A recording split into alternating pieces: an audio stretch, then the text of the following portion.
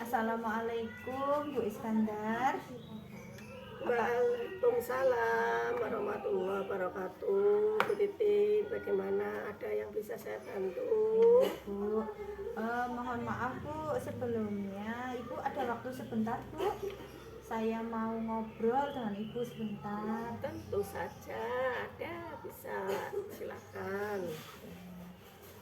Begini Bu, saya ingin menanyakan, apakah Ibu di sekolah ini pernah mendapatkan suatu kasus yang menantang Bu?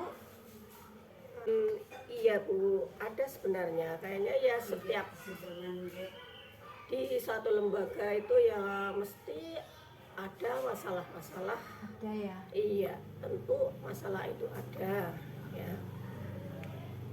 Kalau boleh tahu kasusnya seperti apa ya Bu ya?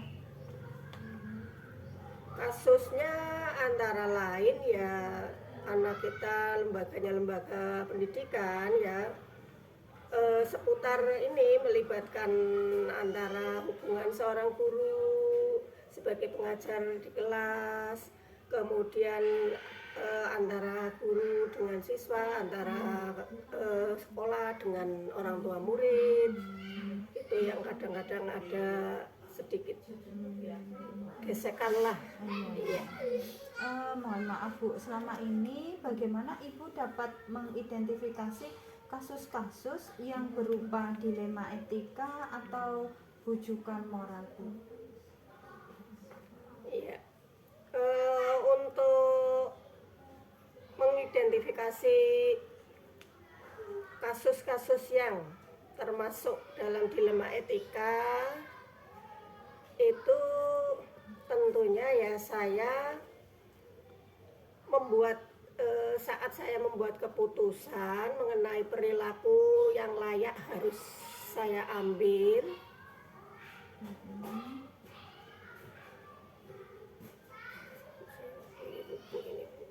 Langsung dilema moral. Kemudian selain kasus dilema etika, kasus yang dilema moral juga di satu lembaga kadang ya sering terjadi atau pernah terjadi. Kasus yang pernah terjadi antara lain ini ya banyak ya Bu ya. Hanya ini nanti saya akan mencoba untuk mengangkat satu kasus, yaitu di mana kasusnya itu melibatkan seorang guru yang dulu pernah mengajar di sini, yang mana beliau itu karena kondisi di rumah, kondisi keluarga atau apa, beliau menggunakan uang tabungan sekolah. Tabungan sekolah itu tabungan anak-anak lah, yang jumlahnya itu lumayan cukup banyak. Kemudian Iya, ketika itu munculnya kasus itu ya dari awal sebenarnya kalau menabung, sebenarnya saya sebagai kepala sekolah itu selalu mengingatkan untuk tabungan tolong berhati-hati, diadministrasikan secara tertib. Tertib administrasinya keuangan itu. Tetapi ya entah karena berjalannya waktu, dia juga mungkin terbentur kebutuhan dalam keluarga. Ternyata ketika jarak kira-kira setengah bulan atau 15 hari mau dibagikan ke orang tua, dia mengungkapkan uang tersebut belum bisa diwujudkan karena ya itu tadi terpaksa terpakai untuk kebutuhan sendiri. Seperti itu. Dia belum tidak bisa mengembalikan, bukan tidak bisa, tapi belum bisa mengembalikan pada saat waktu yang ditentukan itu. Seperti itu.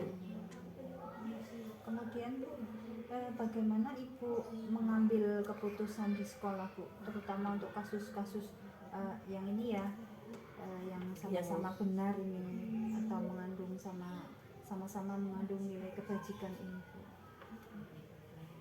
Yang paling bawah. Ya, yang pertama dengan tadi saya sudah mengidentifikasi tentang kasus yang terjadi tadi yang seharusnya itu sesuai dengan norma dan standar yang berlaku. Kemudian yang kedua, kenyataan apa saja yang harus diketahui dan dilakukan untuk pengumpulan fakta yang relevan. Yang seperti tadi berarti uangnya itu Iya, dipakai gitu ya. uangnya kenyataan dipakai ketika pas akan waktunya akan membagi, beliau belum bisa mewujudkan keuangan itu. Kemudian yang berikutnya itu setelah untuk kelanjutannya setelah fakta itu fakta memang terbukti dia belum bisa mengembalikan. Kemudian sebagai pemangku kepentingan ya itu tentu akan berpengaruh dengan keputusan yang akan saya ambil. Iya.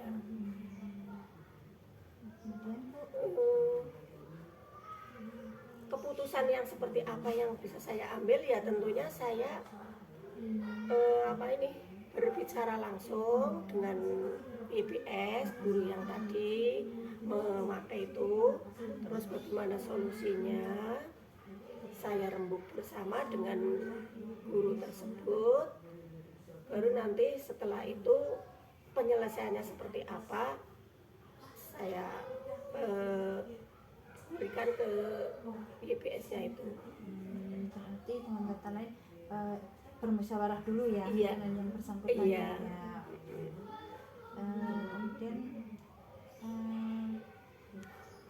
langkah-langkah atau prosedur apa yang bisa dilakukan Bu setelah Ibu memanggil, setelah Ibu berdiskusi atau bermusyawarah itu?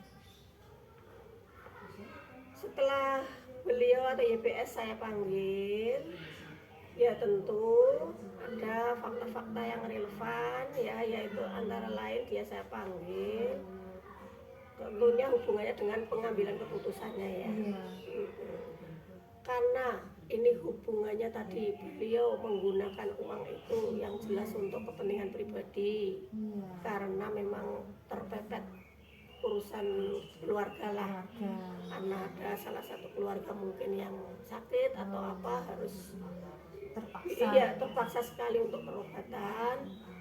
Ya, saya langkah-langkah yang saya ambil, yang pertama saya mengajukan usulan, coba Bu dipikirkan kira-kira Ibu mau ya yang jelas Ibu tersebut atau YBS-nya itu harus mengganti, harus itu karena itu uang orang tua murid, uang siswa lah, harus mengganti.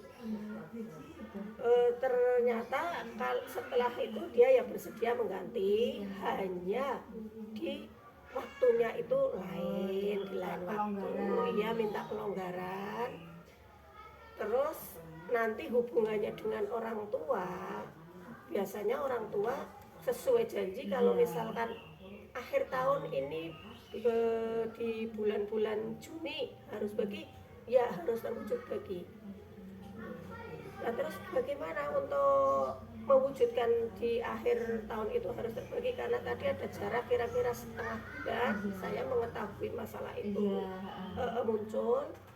Nah dalam waktu setengah bulan itu saya memberi kelonggaran pada dia, coba Bu tolong dipikirkan usaha apa yang akan Ibu Iya. Berarti Ibu memberikan apa Bu, keputusan apa begitu ya yang iya. Dan akhirnya setelah itu dia sendiri, saya juga ikut memberikan usulan-usulan. Ternyata karena beliau sebagai anggota koperasi guru, iya saya berikan rekomendasi ke koperasi saja Bu, untuk pinjam koperasi, kemudian nanti untuk menutup tabungan, iya, supaya nama baik SD kita tetap terjaga di hadapan orang tua murid gitu. Kemudian ini ya, setelah ibu menyelesaikan kasus tersebut, eh, hal-hal apa Bu yang ibu anggap efektif dalam pengambilan keputusan dalam kasus-kasus dilema etika ini?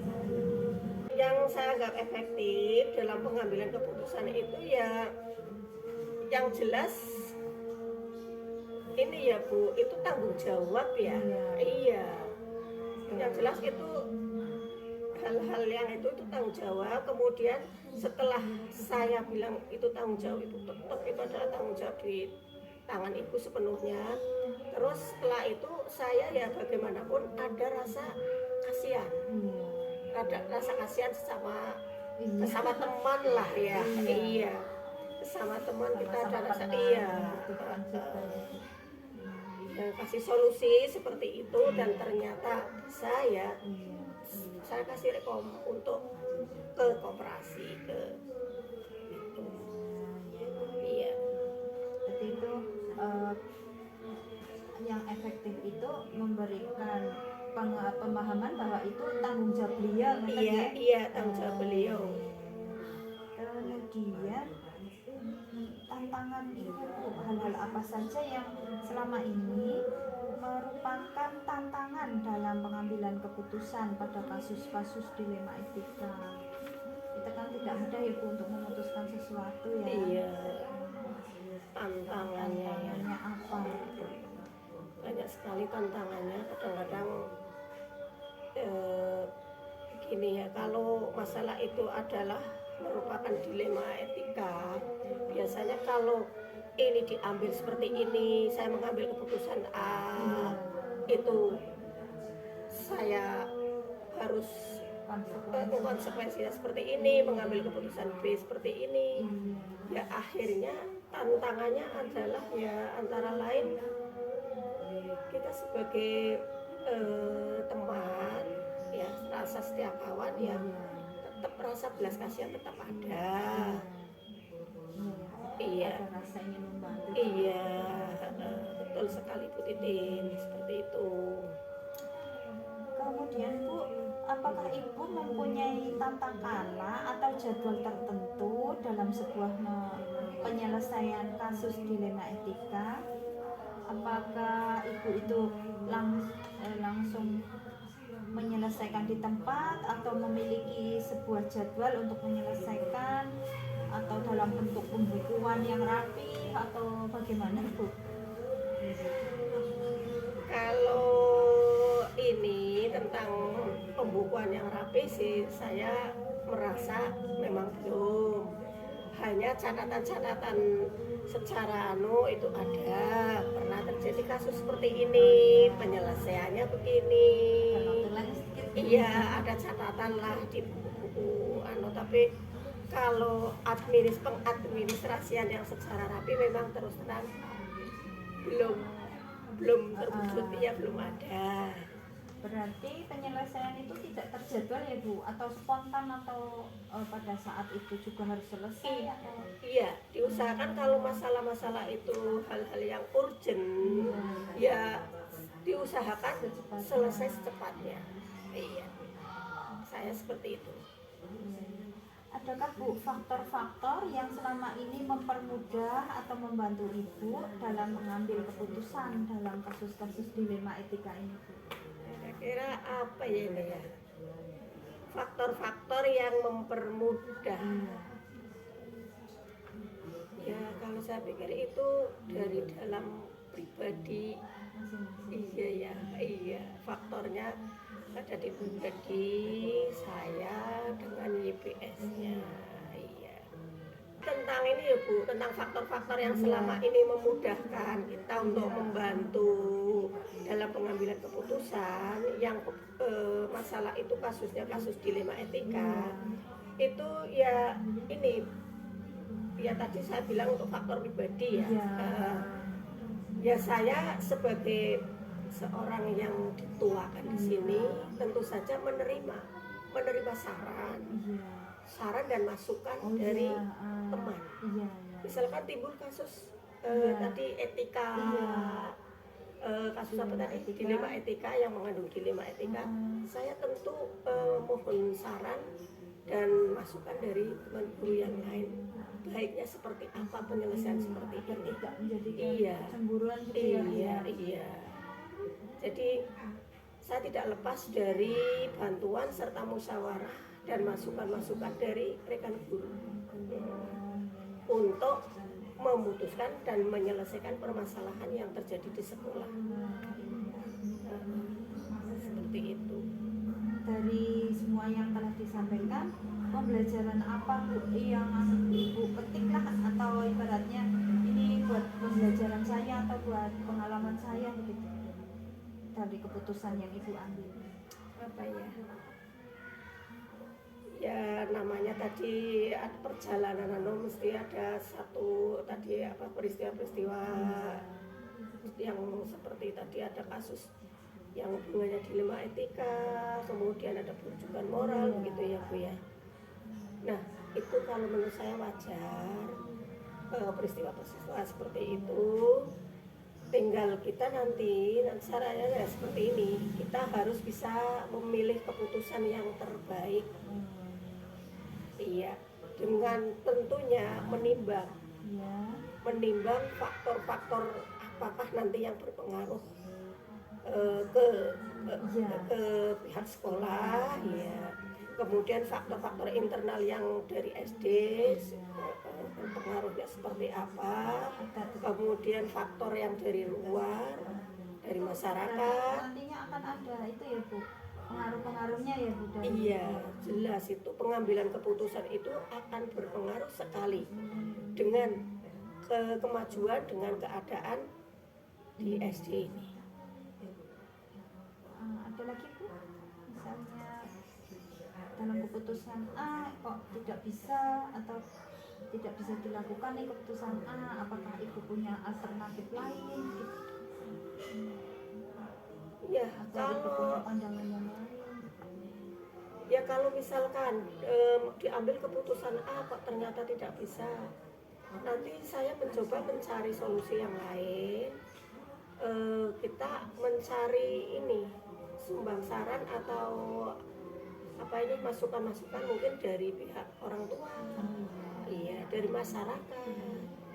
Tadi kan sebagai bahan pertimbangan dalam saya mengambil keputusan, sehingga keputusan itu nantinya tidak hanya untuk satu pihak, sehingga untuk bersama-sama sehingga akan bisa seimbang lah, bisa diterima bersama. Apakah evaluasi untuk ke depan Bu, misalnya akan menggunakan atau guru ini dipercayakan ini kembali, itu ada evaluasinya? Ya, evaluasi itu tentu ada, berdasarkan misalkan saya beri tugas pada dia seperti ini, dalam satu kurun waktu ini dia seperti ini, oh berarti dia kurang pas di sini. Nah, evaluasinya ya nanti, oh berarti dia harus dikasih penjelasan seperti ini, ada evaluasinya. Terima kasih. Berarti untuk apa ini terakhir ya, kita simpulkan atau kita bisa menyimpulkan bahwa Ibu ini sudah membuat suatu keputusan dilema etika yang sudah sangat baik ya Bu, dengan mempertimbangkan musyawarah atau sumbang saran dari teman-teman tadi, kemudian dengan poin-poin tertentu atau alternatif lain jika plan A itu tidak bisa gitu ya. Berarti kita sudah menyelesaikan wawancara ini Bu. Mudah-mudahan waktu yang sangat singkat ini kita bisa menambah ilmu, saya terutama Bu, agar bisa membuat suatu keputusan yang tidak merugikan atau yang keputusan yang tepat begitu ketika menghadapi suatu masalah. Terima kasih Bu Iskandar sudah meluangkan waktu untuk menjawab semua pertanyaan saya. Sama-sama Bu Titin, kita saling asah, saling asih, saling asuh. Terima kasih. Assalamualaikum warahmatullahi wabarakatuh. Waalaikumsalam warahmatullahi wabarakatuh. Sebelumnya saya minta maaf Pak karena mendadak ke sini untuk keperluan wawancara.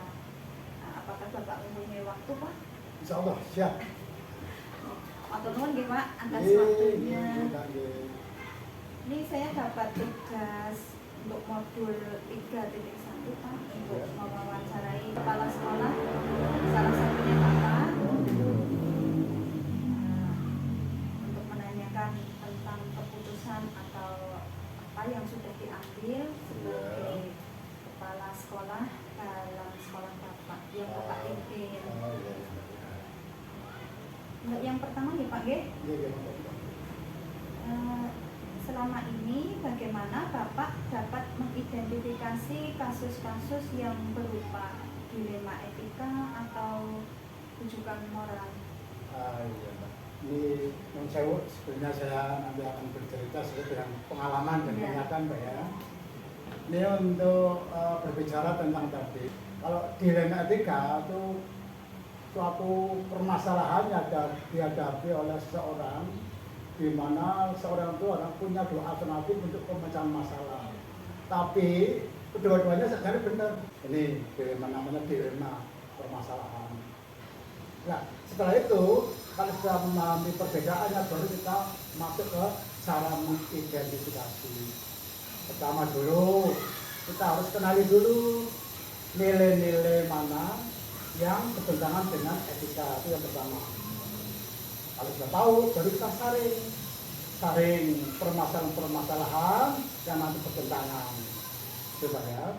Yang ketiga, kita baru cari katakanlah beberapa alternatif solusi dong. Alternatif solusi kita adalah kita inventarisasi dulu, baru masuk ke pemecahan masalah atau pemberian keputusan yang tepat. Karena apa? Karena dalam hal ini ada beberapa permasalahan yang biasa dihadapi Mbak. Misalkan permasalahan yang hubungannya dengan personalia Ya. atau mungkin dengan kelompok guru-guru atau guru dengan orang tua murid ya, lewat anak juga banyak Mbak. Ya itulah hal-hal yang selalu kita kata-kata antisipasi Mbak biar tidak terjadi permasalahan-permasalahan di kemudian hari. Itu, Mbak. Berarti Bapak sudah memahami ya Pak ya antara dilema etika atau rujukan moral itu. Insya Allah sudah. Selama ini bagaimana Bapak menjalankan dalam pengambilan keputusan di sekolah Bapak, terutama untuk kasus-kasus yang ada dua kepentingan yang sama-sama benar atau yang mengandung nilai kebajikan Pak? Nah, itulah itu yang namanya dilema itu begitu. Sama-sama mengandung kebenaran. Pertama dulu kita tadi bilang kenali dulu. Kenali kasus-kasus. Nah, kalau kita sudah mengenal kasus, berarti kasus yang berhubungan dengan personalia, pribadi, atau kelompok, atau melebar ke orang tua dulu. Nah, kalau sudah tahu permasalahannya gampang. Kita nanti cari katakanlah informasi-informasi yang akurat, Mbak, yang akan mendukung kita memberikan keputusan. Tanpa informasi dari beberapa pihak, kita nanti salah memutuskan, ya. Mungkin bisa mengecewakan, bisa merugikan dan sebagainya. Baru nanti kita lihat kira-kira resikonya apa nanti yang akan kita putuskan ke depannya. Kalau saya memutuskan begini, resikonya apa, dampaknya apa bagi yang bersangkutan maupun yang lain. Jangan-jangan merugikan, jangan-jangan mengecewakan, aduh bagi saya dalam mengambil keputusan nggak tepat gitu. Nah, setelah kita pelajari resiko ke depan, baru kita cari keputusan yang tepat. Inilah keputusan saya untuk memutuskan masalah ini. Itulah Mbak hal yang kita laksanakan selama ini Mbak. Nah, ini sekaligus sudah menjawab pertanyaan saya ini Pak yang nomor 3, langkah-langkah atau prosedur seperti apa yang Bapak lakukan selama ini sudah terjawab tadi. Oh itu langkah-langkahnya. Iya. Oh, bisa saya tambah oleh itu, Mbak? Boleh Pak ditambahkan. Ini ada beberapa prosedur khusus Mbak. Kalau saya akan menuju suatu permasalahan, suatu kasus, itu ada prosedur jitu ya. Iya. Itu mungkin tidak semua orang tahu dan Iya, tidak iya. semua orang mengerti Mbak. boleh untuk Ini. ilmu saya ini. Ya, itu Mbak. Pertama dulu, kita harus masuk ke wilayah kasus tadi Mbak. Setelah itu kita juga terlibat Mbak. Iya. Nah, kemudian kita menginventarisasi mana-mana yang sudah masuk ke wilayah tadi, siapa saja yang terlibat. Iya. Ini bisa nanti untuk membidik sejauh mana kasus itu skupnya. Oh ternyata kok siapa saja hanya 1 orang, 2 orang saja gampang. Gitu. Jadi kita harus mengenal siapa-siapa saja yang terlibat.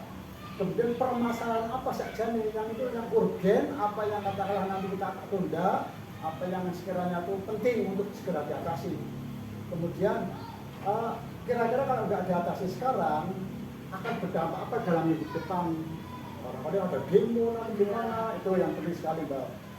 Kemudian informasi-informasi tadi saya uji Mbak, apa bener enggak ini? Jangan-jangan ini bumbui nambah yang akan menjatuhkan yang perseorangan, sehingga saya belum percaya sebelum saya tahu persis kebenarannya tadi Mbak. Iya itu. Jadi saya harus terlibat langsung. Nah baru kita mencari solusi-solusi alternatif pemecahan masalah. Pemecahan masalah mana? Kita harus utamakan adalah kepentingan bahwa saya akan mencari masalah untuk hasil akhirnya bagaimana.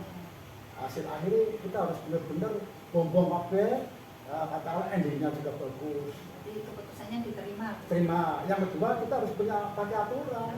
Jangan asal-asalan, punya aturan payah. Nah, jadi kita tetap megang peraturan. Yang ketiga, nih kepedulian kita. Kalau kita nggak selesaikan melas, kemudian orang tua juga dapat juga rasa peduli juga kan Mbak.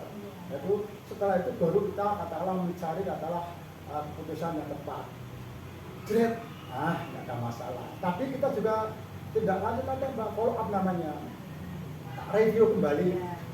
Pokoknya salah nggak tadi dalam mengambil keputusan, jangan-jangan salah.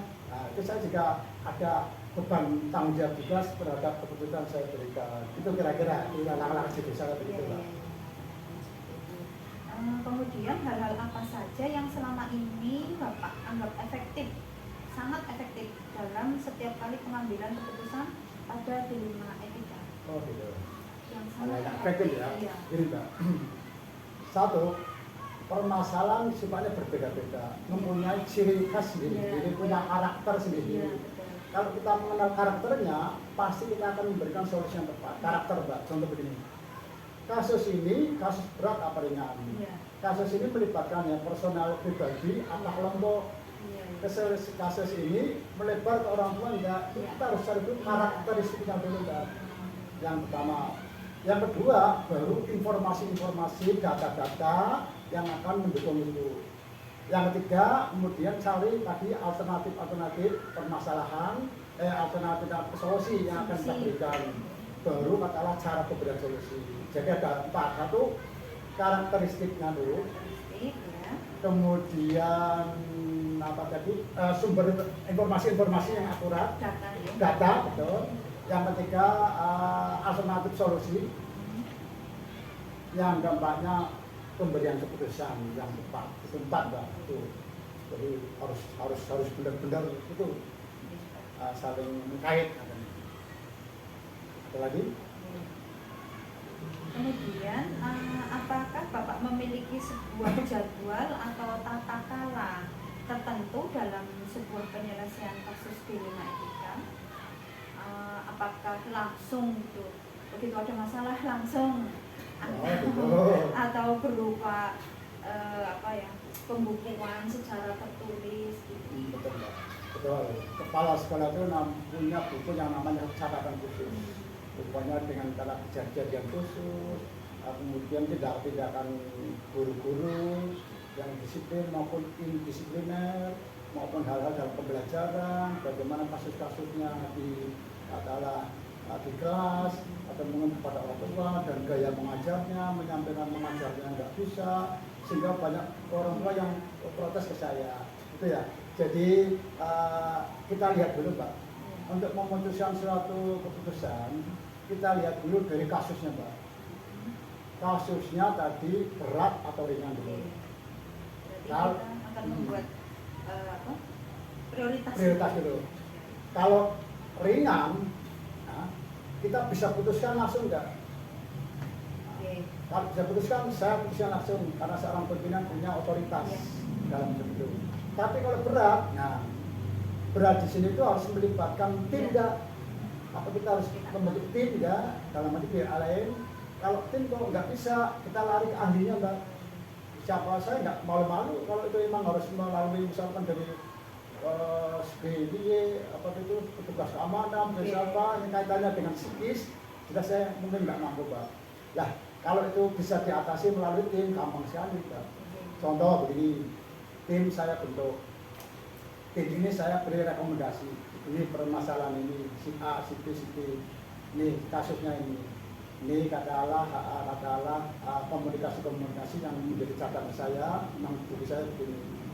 Tapi tim khusus yang bisa saya percaya nggak semuanya bisa diganti gitu ya. Kemudian coba dari tim itu memberikan solusi-solusi gambaran.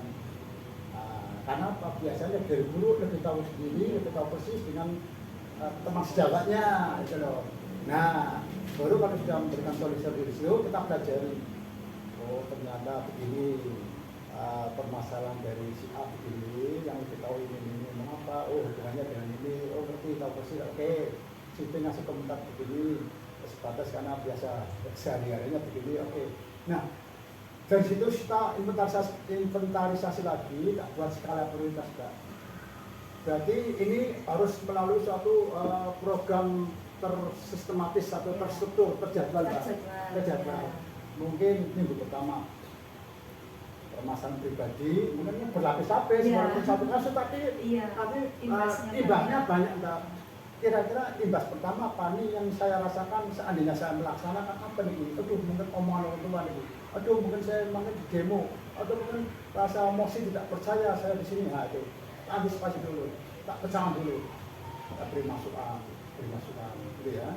Kemudian kalau dalam pembelajaran kita berikan semacam trik-triknya cara pembelajaran. Karena pengalaman saya dulu mengajar kelas 6 20 tahun, insya Allah nggak ada masalah dan sukses semuanya. Itu Mbak, jadi kita lihat dulu permasalahannya berat atau ringan, kemudian bisa diatasi saat ini apa melalui suatu tim, kemudian katakanlah berjenjang atau saat itu juga namanya itu spontan gitu ya, kita lihat kasusnya. Nanti dibuat skala prioritas. Kalau ringan itu bisa langsung diputuskan. Kalau kasusnya begitu berat atau ada beberapa pihak yang perlu dilibatkan dalam mengatasi ini, kita akan membuat jadwal. betul sekali Mbak. Selanjutnya Pak, adakah seseorang atau faktor-faktor apa yang selama ini mempermudah atau membantu Bapak dalam mengambil sebuah keputusan dalam kasus-kasus dilema etika? Alhamdulillah, ini rupanya sudah pernah saya cobakan semuanya Mbak. Ini pertama yang saya sikapi waktu saya pertama di sini, saya merangkul komputer dulu, mempelajari situasi kondisi sekolah itu, apa saja yang menjadi permasalahan ganjalan, ya, terus saya pelajari dulu beserta komite, jadi komite itu. Kemudian dari segi orang tua kami membentuk semacam parenting kelas orang tua murid per kelas, dan di sekolah juga ada. Itulah nanti kita akan menjembatani antara orang tua dengan sekolah. Kalau komite menjembatani masyarakat dan orang tua. Terus saya sendiri sudah membentuk semacam peraturan Mbak, peraturan tertulis namanya peraturan sekolah. Buat Mbak, peraturan per kelas juga ada. Peraturan pemberian sanksi bagi guru yang melanggar disiplin juga ada. Mbak, siswa juga ada. Misalkan anak nggak memakai seragam, waktu upacara, dan sebagainya sudah tak buat begitu. Kemudian tidak lepas dari itu saya juga merujuk kepada aturan yang lebih tinggi lagi. Contoh peraturan Menteri Pendidikan, kaitannya dengan tupoksi dulu. Kemudian undang-undang guru dan dosen, jadikan pedoman saya Mbak. Kemudian kode etik guru melalui TGRI. Itulah, jadi melengkapi saya, jadi saya mengambil keputusan itu tidak sembarangan, tapi ada referensi, ada regulasi yang bisa membimbing saya dalam memutuskan suatu itu permasalahan. Sekali ini, jadi sudah sangat komplit ya Pak. Insya Allah, insya Allah. Dan mendukung dalam Amin, amin. membuat keputusan. Mudah-mudahan Pak. Dari semua hal yang tadi Bapak sampaikan, pembelajaran apa Pak kira-kira yang dapat dipetik dari pengalaman Bapak selama ini dalam mengambil keputusan di lingkungan etika? Iya. Ternyata etika bagi guru itu merupakan modal utama untuk profesionalisme. Utama sekali, betul. Kalau guru tidak memegang profesionalisme punya etika, apa boleh dikata nanti akan terjadi hal-hal yang menyimpang, Mbak. Dalam arti menyimpang bukan dalam arti ke yang tanda petik yang negatif, bukan. Dalam arti pembelajarannya yang tidak terarah, cara mendidik ya juga nanti tidak mengena. Padahal juga sebut tadi yang mengajar, mendidik, membimbing ya Pak ya, mengevaluasi dan sebagainya, tapi tidak mengena. Jadi penting untuk profesionalisme. Yang kedua, bahwa etika itu jangan dianggap hanya teori saja, tapi diimplementasikan, diterapkan, sehingga tahu, oh ini adalah etika, oh ini adalah sopan santun, oh ini sosial, bedakan. Kalau itu hanya segi sosial, sopan santun gampang, adanya peraturan kan begitu ya. Etika, banyak moral, susah. Kalau kita nggak melaksanakan sendiri, tidak pernah memberi contoh sendiri, susah. Itu Mbak, itu yang berharga. Yang ketiganya sekali Mbak, ini merupakan pembelajaran yang nyata bagi saya, atau aksi nyata bagi saya dalam mengatasi suatu permasalahan-permasalahan yang sifatnya majemuk, permasalahan dari guru, permasalahan dari siswa, permasalahan dari staf-stafnya, permasalahan dari orang tua itu saya yakin setiap sekolah pasti ada. More di sini terutama adalah bagaimana seorang manajer kepala sekolah dalam menyikapi ini. Apa apatis, masa bodoh toh, apa memandang lah itu kecil, gampang. Yang ketiga, tidak mengantisipasi bahwa itu jadi berisiko terhadap karirnya, berisiko terhadap mutu pendidikannya. Contoh ibaratnya begini Mbak, pembelajaran pada kelas, contoh ini Mbak, yang sepele ya. Mbak Titin ya, Mbak Titin ngasih pembelajaran di kelas. 3 anak diberi tugas, katakanlah lambat sekali. Terus yang lain, oke, Mbak Titin mau ambil yang mana? Tak ngikuti anak 3 yang nanti, apa semuanya itu merupakan dilema juga. Dilema juga. Kalau itu nanti disepelekan ya 3 anak, awas Mbak, hati-hati jadi bumerang. Bukan lulus dari itu SD akan diancam. Pertama, yang bobroknya lagi, bukan bertiga membuat suatu kelompok, geng, coba takutnya bukan membunuh gurunya, takut ngebom SD-nya, karena merasa tersakiti, terdolimi, gara-gara sepele tadi, karena guru nggak bisa menerapkan tadi mana yang etika, mana yang sopan santun, mana yang sosial itu Mbak, itu kira-kira begitu gambaran sekilas, apalagi para yang berdagangan. Kalau bisa saya rangkum ini dari wawancara kita ini ya, Bapak tadi sudah bisa membedakan dilema etika dan kejujuran moral ya. Sudah dapat memutuskan kasus-kasus yang sama-sama benar, kemudian langkah-langkahnya juga sudah terrinci dengan baik. Ada data-data yang harus diprioritaskan untuk memutuskan suatu masalah ya. Tadi ada solusinya, ada alternatif pilihannya. Kemudian ada masalah yang ringan itu bisa diselesaikan secara langsung, kemudian yang berat kita inventarisasi atau kita jadwalkan kalau hubungan dengan institusi lain atau kelompok lain. Kemudian di sini Bapak juga merangkul komite, parenting kelas, peraturan kelas juga diberikan, sanksi kepada guru ataupun siswa juga dilaksanakan. Bahkan penghargaan juga diberikan. Penghargaan juga diberikan, berarti ada punishment sama ribet ya Pak ya. Betul Pak. Kemudian di sini juga Bapak menggunakan dasar-dasar dari Kemendiknas dan tupoksi guru, juga ada undang-undang Sisdiknas, ada undang-undang guru dan dosen gitu ya. Semua sudah komplit ini Pak. Ini juga untuk modal saya, ilmu saya untuk nanti kedepannya saya bisa membuat keputusan seperti Bapak ini. Tadi betul kata Bapak, modal utama seorang guru adalah pada etikanya gitu. Yang kita juga mana tadi seorang guru dalam pembelajaran juga harus memprioritaskan semua bukan hanya murid yang pandai, tapi Betul. juga ada beberapa murid yang belum pandai. Ini kita prioritaskan. Ya ini Mbak, ini kehebatannya itu Merdeka Belajar di sini tuh masuk sekali kaitannya dengan Merdeka Belajar. Tidak katakanlah beliau disamakan enggak, Oke. tapi diberikan toleransi sesuai dengan kemampuan anak sendiri. Itu bagus sekali ini program Merdeka Belajar. Tepat sekali saya di sini ya Pak ya. Alhamdulillah, mudah-mudahan bisa Alhamdulillah bermanfaat, ya. sekali, ini ilmunya banyak yang saya dapatkan, kiranya cukup untuk wawancara Oh, betul. hari ini. Insya Allah nanti kita akan ketemu lagi Pak, karena Amin. saya membutuhkan beberapa kepala sekolah lagi.